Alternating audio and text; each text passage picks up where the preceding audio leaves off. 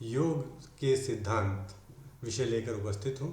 जैसा कि हमने आपको पिछली वीडियो जिसका टॉपिक था योग के मूलभूत तत्व में इस बात का वादा किया था कि हम अगली बार जब आपसे मिलेंगे तो योग के सिद्धांतों पर चर्चा करेंगे। ये बातें हम क्यों चर्चा कर रहे हैं, क्योंकि हमने एक सीरीज चला रखी है योग चिकित्सा की, और योग चिकित्सा को जानने के लिए आपको जानना होगा कि योग के मूलभूत तत्व क्या हैं और योग के सिद्धांत क्या हैं। फिर योग के सिद्धांत जानने के बाद हम जानेंगे कि योग चिकित्सा के सिद्धांत क्या हैं। फिर जब योग के मूल तत्व जान लिया, योग के सिद्धांतों को जान लिया, योग की चिकित्सा के सिद्धांतों को जान लिया, फिर हम वहाँ से कैसे योग की चिकित्सा की जा सकती है उसके बारे में विस्तृत जानकारी इकट्ठा कर लेंगे। तो पहले आज हम यहाँ पर इस वीडियो में जानते हैं कि योग के वे मूलभूत सिद्धांत क्या हैं जिनके बारे में हम इतने दिन से चर्चा करते आए हैं। और हो सकता है इन सिद्धांतों को हम जब आपसे कम्युनिकेट कर रहे हैं, बात कर रहे हैं इन पर, तो लोग योग से जुड़े विद्वान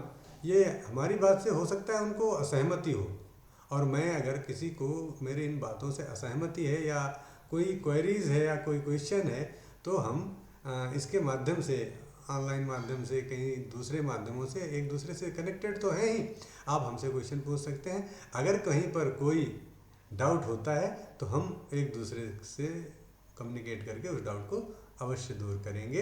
तो इसी के साथ हम आगे बढ़ते हैं और जानते हैं कि प्रिंसिपल्स क्या होते हैं। A principle is some kind of basic truth that helps you with your life. क्या होते हैं सिद्धांत? हम जानते हैं सिद्धांत, हर व्यक्ति बिना सिद्धांत के कोई रह नहीं सकता। हर व्यक्ति ने अपने जीवन में कुछ न कुछ सिद्धांत बना रखे हैं जिन सिद्धांतों के आधार पर वो अपना जीवन जीता है। अब जो हम फिलॉसफी में पढ़ते हैं, षट दर्शनों की चर्चा करते हैं, वो भी तो एक सिद्धांत की ही बात है, वो भी एक सिद्धांत की बात है। और हम जिन शब्दों को हमने आगे यूज किया है, जैसे एक अवेयरनेस शब्द आएगा और एक आएगा निष्काम कर्म, शब्द और भी आएंगे, लेकिन ये चीज़ें हैं। अवेयरनेस किसको कहते हैं? अवेयरनेस अपने आसपास की चीज़ों को जानने की प्रक्रिया, अपने अंदर हो या बाहर हो या विषय से संबंधित हो या किसी चीज़ से संबंधित हो, अगर हमें जानकारी है, हम उस बारे में अवेयर हैं, तो उसी को अवेयरनेस कहते हैं। जैसे हम सांसों के बारे में अवेयर हो जाते हैं प्राणायाम करते समय, आसन करते समय, ध्यान करते समय, या हम अपने मन को देखने का प्रयास करते हैं कि इस समय जब हम ध्यान कर रहे हैं, प्राणायाम कर रहे हैं, आसन कर रहे हैं, तो हमारा मन क्या कर रहा है, तो that is known as awareness. और निष्काम कर्म, विदाउट डिजायर, डिजायरलेस वर्क, निष्काम एक्शन विदाउट मोटिव, तो ऐसी कोई बातें जिनमें कोई अपना स्वार्थ नहीं, निस्वार्थ भावना, निष्काम कर्म है। और निष्काम कर्म क्यों किया जाता है? तो हम जानते हैं कि ऐसे कर्म करो कि जो आपके कर्म संस्कार न बना दें। कर्म और संस्कारों का निर्माण कर देगा तो क्या होगा? तो जीवात्मा फिर बंध जाएगी। जीवात्मा फिर बंध जाएगी तो क्या होगा? तो जो आचार्य शंकर कहते हैं, पुनरपि जन्मम पुनरपि मरणम पुनरपि पुनरपि जननी जठरे शयनम, बार बार जन्म लेना पड़ेगा, बार बार मृत्यु से गुजरना पड़ेगा। और पतंजलि महर्षि पतंजलि पातंजलि योग सूत्र में इसी को तो अभिनिवेश कहते हैं कि कई बार हम लोगों ने जन्म लिया है, कई बार हमारी मृत्यु हुई है, और मृत्यु के उस कष्ट से हम गुजरे हैं। आज भी उसका जब कभी आभास भी हो जाता है, एहसास हो जाता है, तो बच्चा भी चीख पड़ता है। अभिनिवेश उसी का नाम है। तो ये जो निष्काम कर्म इसीलिए किया जाते हैं ताकि कई कर्म संस्कार जनरेट ना हो और व्यक्ति मुक्ति की तरफ, मोक्ष की तरफ बढ़ सके। तो हम आज यहाँ पर पहले प्रिंसिपल की चर्चा करने जा रहे हैं। पहला प्रिंसिपल है प्रिंसिपल ऑफ बैलेंस। भगवान कृष्ण ने भगवत गीता में एक परिभाषा योग की दी है, समत्वम योग उच्यते योगस्थ कुरु कर्माणि संयम त्यक्त्वा धनंजय संग असंग समम भूत्वा समत्वम योग उच्यते। क्या बताया? Balance is yoga. योग करिए और लाइफ में बैलेंस ना आए तो योग है ही नहीं। योग जो करेगा उसकी लाइफ में इक्विनिटी आएगी, बैलेंस आएगा, इक्विलिब्रियम आएगा। वो चाहे लाभ हो, हानि हो, यश हो, अपयश हो, जय हो, पराजय हो, रात हो, दिन हो, कुछ भी हो, वो मरुस्थल में भी पानी ढूंढ लेगा। वो जहाँ पर हाईली नेगेटिविटी होगी वहाँ पर भी उसे कुछ न कुछ पॉजिटिविटी दिख जाएगी। ये लाइफ में बैलेंस की कितनी आवश्यकता है हम सब जानते हैं। हमें बैलेंस बनाना पड़ता है। संबंधों में बैलेंस बनाइए, वर्क प्लेस पर बैलेंस बनाइए, क्लासरूम में बैलेंस बनाइए। और ये बैलेंस जिसका जितना अच्छी तरीके से बन गया, हेड एंड हार्ट के बीच, मस्तिष्क कुछ सोचता है, हार्ट कुछ बात कहता है, हम दिल की सुने कि मन की सुने। बैलेंस बनाइए, मन की भी सुनिए और दिल की भी सुनिए। एक बड़ा अच्छा व्याख्यान मैंने सुना किसी विज्ञ पुरुष का। उसने कहा अक्सर हम दो चीज़ों के बीच में ये, भाग्य या कर्म, भाग्य या कर्म, अक्सर लोग फंस जाते हैं कि भाग्य को माने कि कर्म को माने। अरे दोनों को मान लो भाई, क्या बुराई है। मानना ही है तो भाग्य भी काम करता है और कर्म तो कार्य करता ही। कर्म प्रधान विश्व जाका, जो जस करे सो तस फल जाका। विधि ने था क्या लिखा, भाग्य में खूब जानता हूं मैं, पर बाहों को कहीं भाग्य से बलि मानता हूं मैं। रसमृति पढ़िए, कर्ण ने क्या कहा। तो ये भाग्य कर्म दोनों आते हैं। इसी प्रकार जो ये बैलेंस का सिद्धांत है, ये लाइफ में बिना बैलेंस को बनाए आप चल नहीं सकते। लाइफ में बैलेंस बनाइए, चाहे वो इनर की बात करिए, मतलब जो हम आंतरिक जगत की बात करते हैं, या बाह्य जगत की, बैलेंस बनाना पड़ेगा। स्वामी सत्यानंद सरस्वती जी आसन प्राणायाम मुद्रा बंद बुक के प्रीफेस में लिखते हैं, इंट्रोडक्टरी पार्ट में क्या लिखते हैं कि जो तनाव है ये है इसीलिए कि हमारा बैलेंस नहीं बन पाया। किसमें? इनर और आउटर में। आउटर वर्ल्ड का ज़्यादा डेवलपमेंट हो गया, इनर वर्ल्ड का उतना डेवलपमेंट हो नहीं पाया, और इसके बीच जो गैप है इसके कारण स्ट्रेस है। तो बैलेंस बनाइए, स्ट्रेस को खत्म कीजिए। अब दूसरी चर्चा करते हैं, दूसरे सिद्धांत पर आते हैं। दूसरा सिद्धांत है प्रिंसिपल ऑफ सेल्फलेसनेस, निष्काम कर्म का सिद्धांत।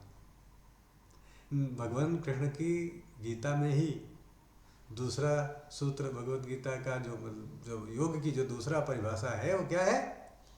योगा कर्मसु कौशलम। ये कौशलम क्या है, स्किल क्या है, कौन सी स्किल की बात भगवान कृष्ण कह रहे हैं? क्या ये कम्युनिकेशन स्किल की बात कह रहे हैं, या राइटिंग स्किल की बात कह रहे हैं, या मैनेजमेंट स्किल की बात कह रहे हैं? तो वो जिस स्किल की बात कह रहे हैं वो छोटी स्किल नहीं है, वो बहुत बड़ी स्किल है। वो कह रहे हैं मुक्त हो जाओगे, इस स्किल को पा जाओगे। कैसे मुक्त हो जाओगे? कि आपको कोई कर्म बांध नहीं पाएगा। आपका कर्म करते रहो, लेकिन उसका कोई संस्कार नहीं जनरेट होगा। संस्कार जब जनरेट नहीं होगा तो तुम मुक्त हो जाओगे।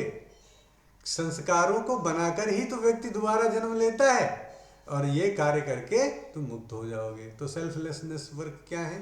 तो स्वामी विवेकानंद जी ने इसमें बहुत अच्छी बात कही कि एक माता अपने पुत्र के साथ जैसा व्यवहार करती है, कोई स्वार्थ नहीं है। माता किसी स्वार्थ से प्रेरित होकर ऐसा नहीं करती। हाँ, बुद्धिमान व्यक्ति, बहस करने वाले लोग इसमें बहुत स्वार्थ हमें आपको दिखा देंगे, लेकिन जब स्वामी विवेकानंद जी ऐसा कह रहे हैं तो हमें मान लेना चाहिए, इससे बड़ा कोई प्रमाण नहीं है। मेरी समझ में इससे बड़ा कोई प्रमाण नहीं हो सकता। तो सेल्फलेसनेस क्या होती है, निष्काम कर्म क्या होता है? योग का ये दूसरा सिद्धांत है कि अगर आप निष्काम कर्म कर सकते हैं या योग करेंगे तो आपके अंदर निष्काम कर्म करने की प्रवृत्ति हो जाएगी। इसीलिए भगवान कृष्ण ने अर्जुन को क्या कहा? तस्माद् योगी भव अर्जुन, अर्जुन योगी बन, योगी बन, योगी। क्योंकि योगी ही, yogi can do everything, Shri Aurobindo कहते हैं, कुछ भी कर सकता है। तो उसमें भी ये क्वालिटी आएगी कि क्या आएगी? सेल्फलेसनेस, निष्काम कर्म की योग्यता।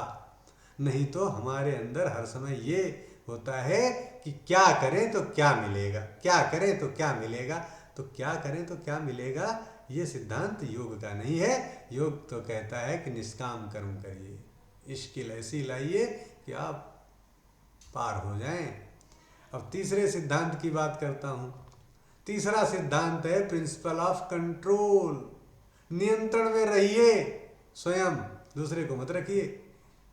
हम क्या चाहते हैं कि हम दूसरे को नियंत्रण में रखें, और जब व्यक्ति ऐसा सोचता है, कोई सोचता है हम दुनिया को नियंत्रण में कर लेंगे, हम समाज को नियंत्रण में कर लेंगे, हम इसे नियंत्रण में कर लेंगे, ना, अपने आप को जीतो। जिसने, आचार्य शंकर ने क्या कहा?